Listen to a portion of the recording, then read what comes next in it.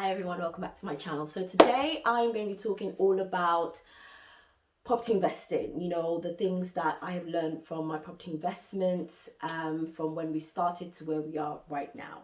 I am a mum of 3, I work full time, and I am a property investor. I don't know why it took me so long to say that, but this intro is, anyway, jumping straight into it. So we bought our first property, when I say we, my husband and I, we bought our first property back in 2012.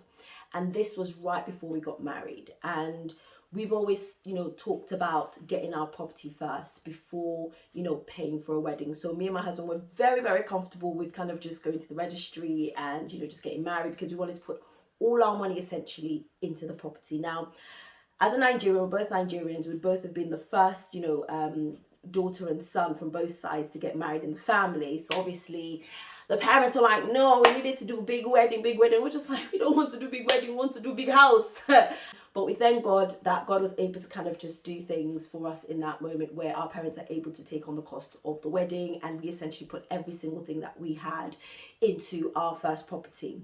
When we were buying the property, we weren't really thinking long term. We weren't really thinking, we're going to buy this and this is going to be our first investment and it's going to be, the property we're going to rent out and such and such.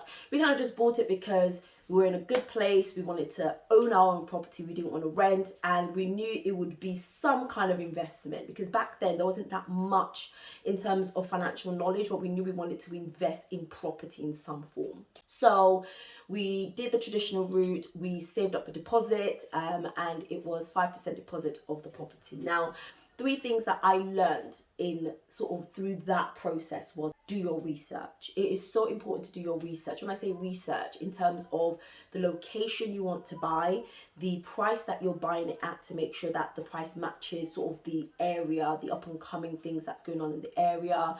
Look at how far or how close it is to the station, cafes, even like Waitrose or Sainsbury's.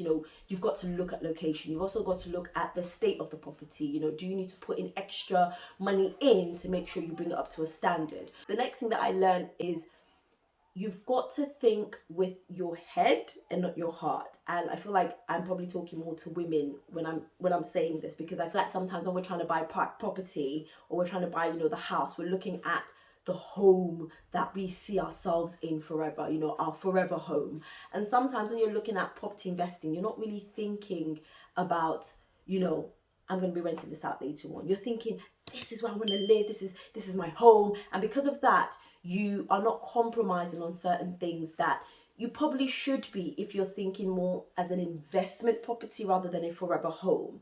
So one thing I definitely learned is to think more with my head than my heart. Because it wasn't my forever home, there were certain things that I didn't need to have, or it didn't need to have, before we bought it. Third thing that I learned through that whole investment process is budgeting. Now, it's one thing saying that, you've got the money, you've crunched the numbers, but you really do need to crunch the numbers, like to the last T. Your Excel, or, the apps that they have these days to do budgeting, is your best friend.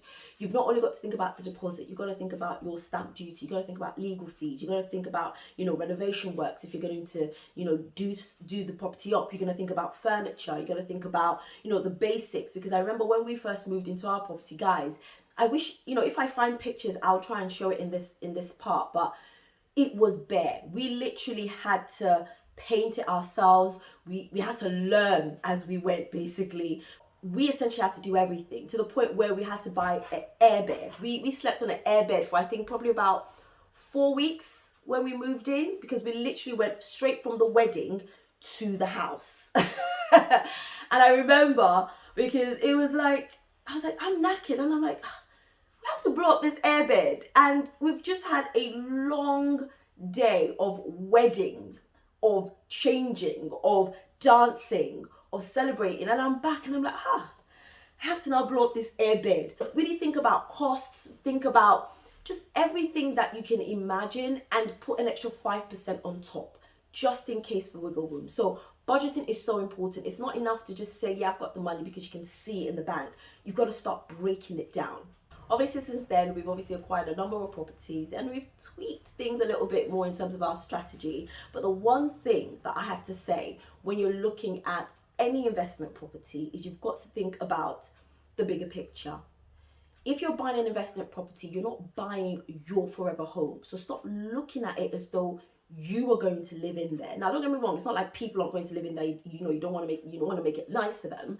But things that you would personally like doesn't have to be in that property. So be ready to compromise. So if you're thinking, oh, this kitchen's kind of small, or oh, this backyard is a bit raggedy, it needs a bit more work. Guys, look at the bigger picture. It's not your house. There are things that you can do to a property to make it look nice, to make it look welcoming, so that people can actually enjoy living in the property, but that's people enjoying it, not you enjoying it. So always think about the bigger picture. If not, you're going to be going into a deep, deep, deep dark hole of indecision, of confusion, and frankly, you're going to scare yourself out of buying any property.